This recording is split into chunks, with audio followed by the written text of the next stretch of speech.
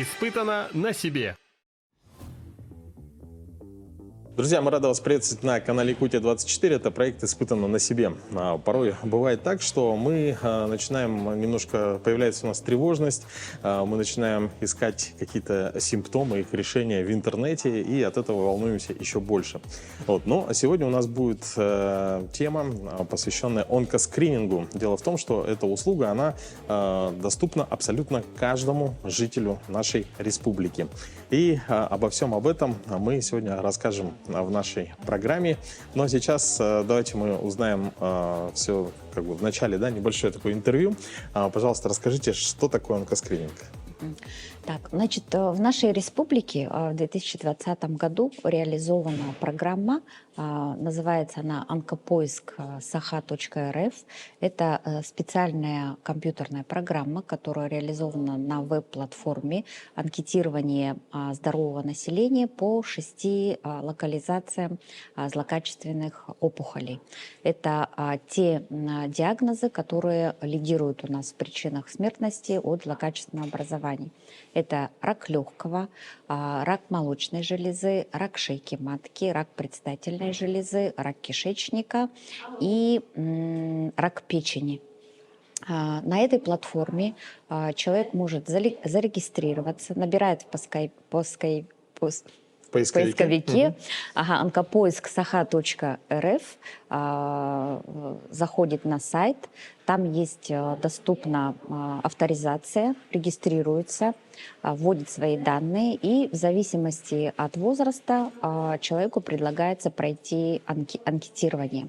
Также зависит от пола, мужского, женского. Мужчинам доступны 4 анкеты в соответствии с локализациями, у женщин 5 анкет.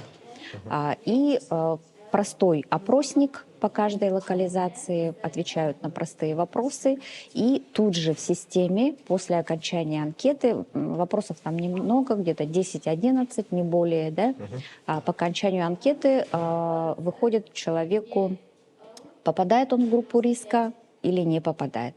Если риск показывает 0, просто рекомендуется наблюдение и профилактические обследования в рамках своего возраста и по диспансеризации. Если пациент попадает в группу риска, тут же можно записаться на обследование в условиях онкодиспансера.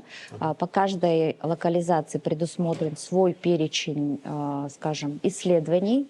Это анализы и диагностические исследования. И записывается в определенное время, в удобное время в условиях онкодиспансера. И эта программа у нас была реализована с 2020 года, сейчас уже работает уже 4-й год. Мы на основании этой программы открыли в республике кабинеты онкоскрининга. Понятно, что не все люди могут пройти онлайн-анкетирование. В медицинских организациях первичного звена многих больниц работают кабинеты. И там эту анкету помогает заполнять в бумажном варианте медицинский работник. И затем также по такой же системе идет обработка анкеты, и в случае попадания в диагностический риск по зеленому коридору предлагается обследование. Помимо этого, в прошлом году именно инициатором нового проекта «Мамино здоровье» была Людмила Валерьевна Николаева, это наш общественный куратор по здравоохранению. И в республике было запущено массовое анкетирование женского населения по всей республике в бумажном варианте. Затем все эти анкеты мы вводили в систему. Подсчет рисков идет автоматически, то есть это кто-то не сидит, не считает, это все автоматически подсчитывается, то есть экономит ресурсы, скажем, человеческие. И затем по списку вот эти пациенты уже направляются на углубленное обследование. С момента внедрения этой программы у нас прошли анкетирование более 25 тысяч человек. Заполнено около 30 тысяч анкет. 1100 человек по результатам предварительного, скажем, анкетирования и предварительных исследований прошли углубленное обследование в онкодиспансере. То есть сперва делается такое базовое обследование. Если там есть патология, мы уже берем на себя и предлагаем углубленное обследование в зависимости от локализации.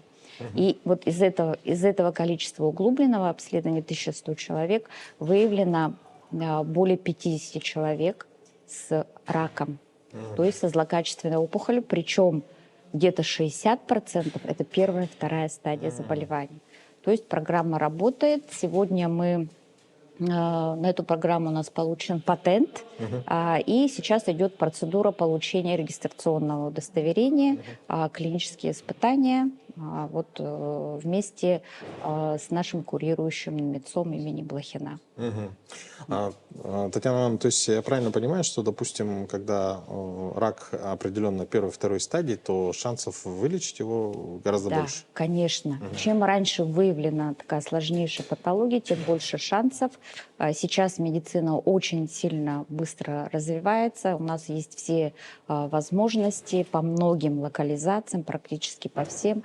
Очень редкие локализации, которые сложно поддаются лечению, не только у нас, а и во всем мире, и на которые малоэффективных способов. Большинство опухолей, выявленных в первой и второй стадии, очень успешно лечатся, и пациенты не просто живут, они живут качественно, работают и продолжают активную жизнь. Спасибо большое. Друзья, действительно, сегодня мы специально приехали, чтобы показать вам весь процесс, да, как это происходит. И предлагаю сейчас начать именно с анкетирования, да, как проходит анкетирование, что анкета из себя представляет. И в целом начнем наш выпуск. Испытано на себе. Первый этап – это анкетирование. Его можно пройти, то есть и с телефона, да, с компьютера. Но для наглядности и для того, чтобы был большой комментарий, Станислав Александрович, сейчас врач-онколог, будет нас сопровождать. Станислав Александрович, то есть как можно пройти анкетирование? Анкетирование можно у нас пройти по телефону, либо можно зайти с компьютера, наш сайт onkopoisk.saha.rf. Вы туда заходите, открывается страница, там есть личный кабинет. Вы туда вводите свои фамилии, имя, отчество, номер телефона, дату рождения, выбираете, где место будете проходить и город. Нажимаете «Зарегистрироваться», регистрация уже, в принципе, уже пройдена. Потом... Давайте, кстати, давайте сейчас сразу покажем нашим телезрителям. Вот, например, пишем «Онкопоиск» буквально, да, и сразу выходит у нас «Онкопоиск Якутск». Нажимаем onkopoisk.saha.rf. То есть даже можно просто по ключевым словам зайти. Здесь у нас идет, открывается страница. У нас проходит скрининг. И нужно сначала зарегистрироваться, да? Да, вот начинаете. Вот уже на главной странице есть начать анкетирование. Вот тут, получается, если вы зарегистрировались, вводите номер телефона и пароль, который вам придет. А у нас нужно пройти регистрацию. Да. Так, я пишу. Так. Все? Все. И можете, в принципе, получается, когда вам придет смс-ка с кодом пароля, вы просто вводите номер телефона и пароль, и заходите. Давайте для экономии времени мы сейчас уже на компьютере, да, такой общий вид покажем. Здесь у нас уже открыта одна из анкет. Значит, это анкета скрининг рака легких. Да. Нажмите, пожалуйста, вот именно на анкеты. Анкеты. Вот, видите, какие у нас можно пройти анкетирование, по каким областям. 4 анкеты. Да, это для легкие, мужского пола. толстый кишечник, прямая кишка, печень и простата. Так, давайте начнем скрининг рака легких. Так, и сразу здесь у нас про вредные привычки, да? Да. Так, хорошо. Так, проходили ли в последний год компьютерную томографию? Это КТ, да? Да. В течение года КТ у вас проводилось или нет? Так, тут такое, нет, не было. Необъяснимое снижение массы тела. У меня, наоборот, необъяснимое повышение массы тела, поэтому нет. Так, имеется ли у вас подтвержденное злокачественное образование? Так, нет. последние 10 дней были ли у вас эпизоды повышения температуры тела выше 37,5? Нет. Всего совсем немного, да? То есть 7 Да. вопросов и нажимаем «Сохранить». Ваш результат. Тест не является на 100% точным. Низкий риск означает вероятность развития рака мала, но не равна нулю. Необходимо ежегодно проходить медицинский осмотр. Да. То есть это в целом что показывает вот этот результат? Этот результат показывает то, что у вас как бы сейчас критических цифр нету, но рекомендовано каждый год это анкетирование проходить. То есть по этим вопросам вы прошли, и какие-нибудь эпизоды из этих вопросов вам попадались ли или нет. Если все-таки у вас получается какая-то вот, с возрастом, да, появляется, тогда это анкетирование вы проходите по новой, и это уже как критическое, и вам будет рекомендовано пройти НДКТ у нас. Понял. Так, следующий какой можно выбрать? Можете печень вскрыть. Печень. Так, давайте. Так. Вам когда-нибудь устанавливали диагноз хронический вирусный гепатит Б или С? Нет. Являетесь ли вы носителем HPS? Это что такое? Это вирус гепатита Б, антиген. Нет. Вам когда-нибудь устанавливали диагноз цирроз печени? Нет. Боли в правом подреберье, вот здесь, да? Так, нет. Так, этого нет. Снижение массы тела. Нет. Последние 10 дней. Так, то же самое. Так. То же самое написано. Тоже получается низкий, низкий риск, да? Да, низкий риск. Так, следующее. Толстая кишка. Если среди ваших родственников отец, мать, бабушка, дедушка в случае заболевания раком толстой или прямой кишки? Нет. Так. Такие немного... Да, если человек проходит дома, понятно, что я даже... вдруг кто-то ужинает, поэтому я не буду озвучивать.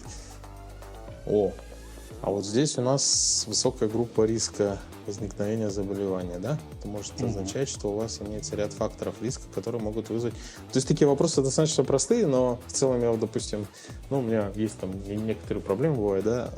Поэтому есть над чем задуматься. Так, и еще одна у нас, получается, предстательная железа. Так, не просыпаюсь. Так, тут низкий, да? То есть из 4 анкет у меня получается один с высоким риском. Один с высоким риском даже, да? Именно по которому мы рекомендуем прийти у нас обследование. Так, в принципе, по анкетированию мы закончили. Теперь осталось за малым, надо записаться. Как вы запишетесь, у нас есть, получается, именно определенное время, которое вам удобно, вам подберут, и как вам удобно, и какие у нас есть по записи. Это также можно сделать через... Это можно тоже через сайт. Да. Так. Все результаты, которые вы проходите у нас по скринингу, у нас есть раздел «Результаты», и здесь они будут все загружены. То есть вы самостоятельно можете сойти с компьютера, с телефона и посмотреть. Их можете распечатать, если вам будет необходимо для кого-то показать, для каких-то других специалистов, она вам будет уже подготовлена. На сайте онкопоиска получается, что в личном кабинете у вас все данные все будут видны. И в том числе можно и расписаться. Даже вот расписание, кстати, и время приема. Дата приема по кишечнику у меня, получается, можно выбрать время и дату. Прямо не отходя от компьютера или от телефона. Да. И после завершения анкетирования, как записались, вам с регистратуры звонят и уточняют, в данное время, в которое вы записались, подойдете или нет. Друзья, давайте познакомимся. Галина Иванова. И сейчас Галина записывает меня на скрининги. Да? То есть я правильно говорю, да? Да, на скрининге. Какие будут? Записали на скрининг, получается, сдача крови на онкомаркеры. Записали на УЗИ печени и на КТ легкого. То есть сегодня в рамках нашей программы мы вам покажем вот эти три анализа, три исследования, скрининга, которые можно в том числе пройти здесь. Испытано на себе. Так, друзья, первый у нас, получается, скрининг, это мы сдаем кровь, да? Да, сдаем анализ крови на онкомаркеры. Вообще их бывает много, да? То есть это что они могут показать? Они показывают либо норму, ну, как обычно, да, если норма. Если повышение идет, то это требует углубленного обследования. Например, у вас будет повышен РЕА. Это РЕА у нас что? Это который отвечает за кишечник толстый. Значит, надо будет сдать кал на скрытую кровь дополнительно. Если по критическим, например, цифрам оно не входило. Ну, вот, которые по анкетированию проходили, да? Оно не было, например, а у вас по онкомаркерам она показала. Значит, надо будет дополнительно прийти у нас. Мы сами звоним, приглашаем. Если у вас какие-то именно повышенные онкомаркеры. Но, конечно, мы еще задаем некоторые вопросы, потому что хронические заболевания, некоторые состояния могут повышать эти онкомаркеры. Например, у пожилых людей, у которых болят суставы, у них могут повышаться на незначительные, либо на высокие цифры АФП, показатель печени. А в целом вообще, вот, допустим, мы когда сдаем общий анализ крови, там онкомаркеры не проверяются? Нет. Это вообще отдельный, получается? Это отдельно. Ясно. То есть на онкомаркеры это как бы не рутинное. Специфический такой. Да, специфическое. Но у нас это ежегодно лучше требуем, просим, чтобы пациенты наши проходили каждый год. Ну, чтобы для общего состояния, спокойствия, ну и чтобы... Для профилактики. Для профилактики, да, в основном. Спасибо. Пожалуйста. Спасибо большое. Познакомьтесь, Майя Ивановна, руководитель Центра лучевой диагностики. И сейчас мы подошли еще в один из, онкоскрининговых... Онкоскрининга рака легкого. Вот именно здесь. Онкоскрининг рака легкого считается, это низкодозовая компьютерная томография. Это компьютерная томография с низкими дозами ионизирующего излучения, которая подходит как и ФЛГ. Можно проходить 1 раз в год именно по скринингу рака легкого. То есть там нету таких там магнитов и так Нет, далее? магнитов то есть ничего это идет нету. рентген? Это все рентгеновское излучение, но оно малых доз именно. То есть по, допустим, облучению это как можно сравнить с ФЛГ? Даже ниже Даже дозы ниже? у него. Даже ниже дозы у него. Хорошо. И что может показать? Она, получается, в 3D, да, показывает? Изображение в аксиальных срезах, но можно сделать и постобработка цифровая, можно и 3D сделать. У нас там по системе Ланкратск, в зависимости от степени риска, там выводится уже врач-рентгенолог, описывает, и после этого уже выставляются риски. То есть я правильно понимаю, например, ФЛГ показывает в таком разрезе общее, да? Да, То есть общее. как на картинке, Да, на как на фотографии. А картинке. здесь можно задать так, что прямо можно рассмотреть можно. практически Еще всё. у нас в этом году уже даже будет использоваться искусственный интеллект по очагам легких. То есть искусственный интеллект Да. тоже как бы будет Да. внедряться. Да. Хорошо.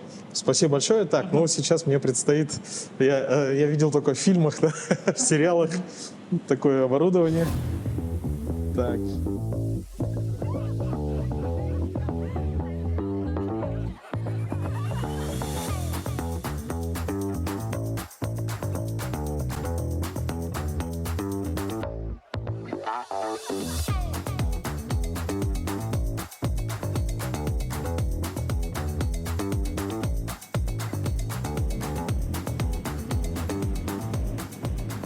Вдохните и задержите дыхание.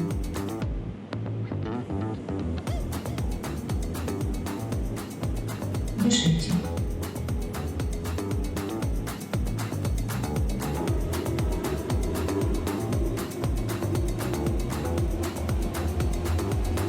Вдохните и задержите дыхание.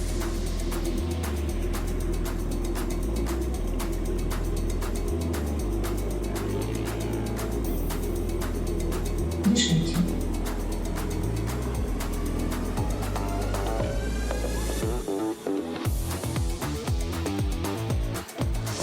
Так, все.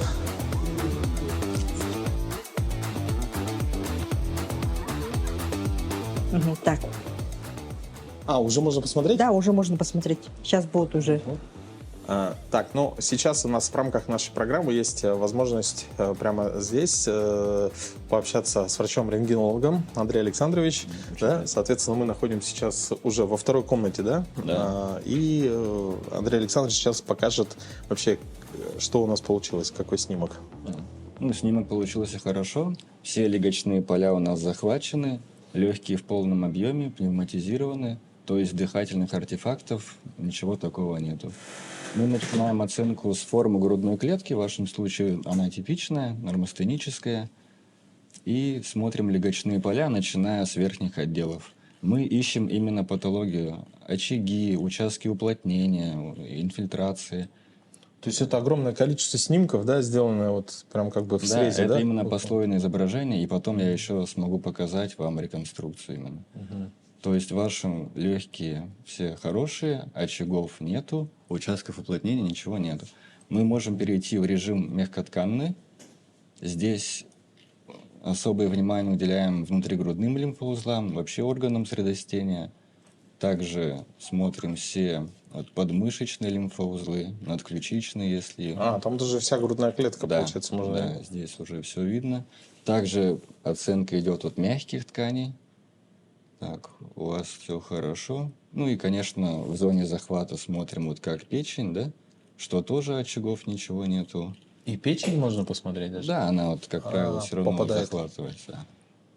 И также оценка костной структуры идет Ух ты. на предмет очагово-деструктивной патологии. Это ребра, да, вот так. Позвоночники, вот ребра отходят. Ага. И сейчас покажу вот на Как будто примере... сколиоз, мне кажется, Так, небольшой. инструкция. Ого. Так, еще.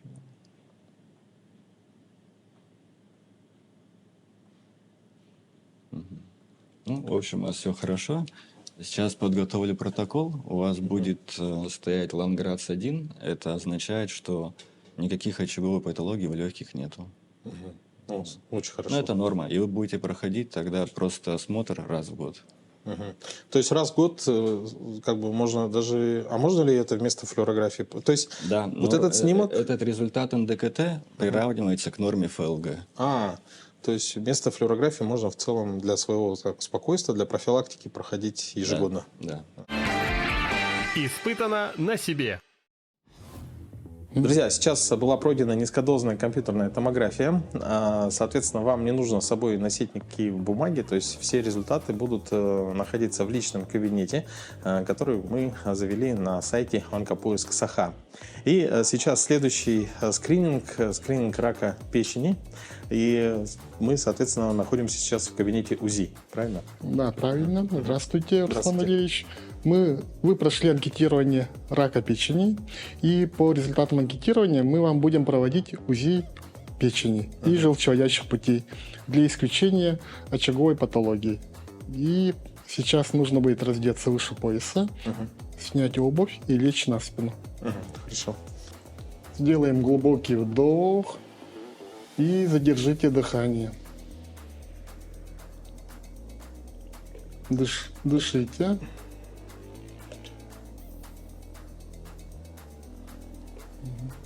Также глубокий вдох. Задержите дыхание.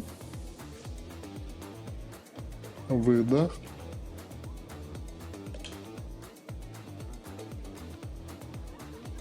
Берем размеры печени правой и левой доли. Измеряем пропорции какие. Также смотрим капсулу печени. Структура. Есть ли очаги. Есть ли кальцинаты, кисты. Все это мы обзорно сканируем по ходу межреберья и подреберья.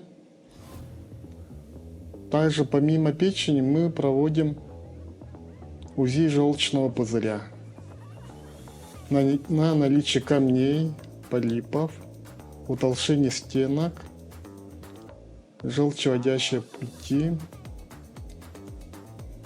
Учитывая то, что онкологический диспансер, мы проводим также обзорное сканирование прилегающих органов брюшной полости для исключения также очаговой патологии. То есть у вас не ограничивается как бы... Да, обзорная, только, да, например, не печень? только, печень. Все-таки надо исключить, учитывая, подошел, и все равно обзорное сканирование мы проводим. Если мы какой-то находим очаг, все равно там констатируем и пишем в протоколе исследования. Так, ну сейчас я прошел онкоскрининг по печени, да, и оказывается, да, то есть для меня небольшое такое открытие, что помимо печени еще смотрятся параллельно другие органы. Юрий Алексеевич, ну, какой результат? Да, Руслан Валерьевич, мы посмотрели по стандартам, по результатам анкетирования УЗИ печени и желчевыводящих путей. По этим данным у вас печень не увеличена, структура однородная, плотность не изменена, желчевыводящие протоки не расширены, и мы спокойно вам говорим, что у вас очагов нет в печени, все нормально. Помимо этого, то, что вы сказали, чтобы исключить очаговые патологии, мы помимо печени мы смотрим обзорное сканирование, да, абдоминальное сканирование, для того, чтобы исключить онкопатологию. Поэтому по результатам УЗИ у вас в печени все нормально. И мы исключаем онкопатологию. Спасибо большое. Спасибо. Так, ну, сейчас были проведен онкоскрининг. Татьяна Ивановна, какой результат? И в целом это же не все. То есть это с мужской стороны, да? То есть, а для женщин также имеются еще дополнительные скрининги. Да. Ага, вы сейчас прошли только, ну, как бы базовый период онкоскрининга. Это анкетирование и базовое обследование в зависимости от по локализациям, да? Вот вам вручаем протокол описания УЗИ, протокол описания компьютерной томографии. Помимо этого, дубликаты исследований придут к вам в личный кабинет на сайте онкопоиска. У вас были взяты анализы, результаты тоже придут в кабинет. Если по результатам онкомаркеров будут какие-то изменения в сторону повышения онкомаркеров, вам позвонят и пригласят на дополнительное исследование. Да. Если бы по результатам вот этих исследований, либо по низкодозной компьютерной томографии, либо по УЗИ печени были выявлены какие-то подозрительные очаги опухолевые, тогда мы бы сразу вас записали на прием к врачу-онкологу уже в онкодиспансер на более углубленное обследование. Допустим, в рамках скрининга, например, для женщин вот на первичном этапе что проходит? Для еще? женщин предлагается пройти 5 анкет. Это тоже на рак легкого, то есть низкодозная компьютерная томография, на рак кишечника, на рак молочной железы и рак шейки матки. Рак молочной железы – это анкетирование. В зависимости от возраста предлагается пройти либо маммографию молочной железы, либо у молодых женщин УЗИ молочных желез. На скрининг рака шейки матки тоже берутся общие анализы и осмотр врача-онкогинеколога со взятием мазков.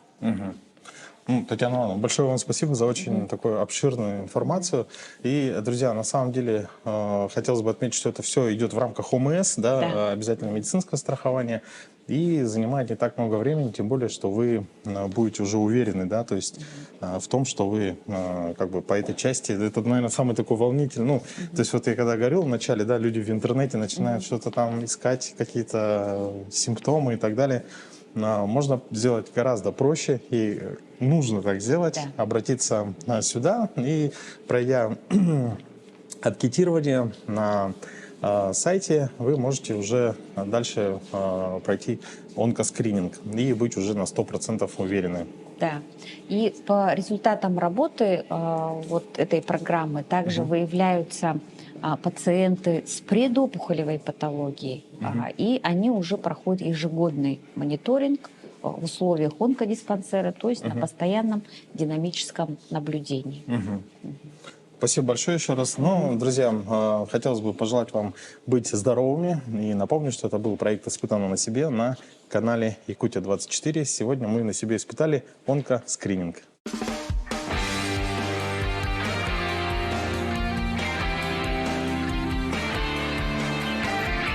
Испытано на себе.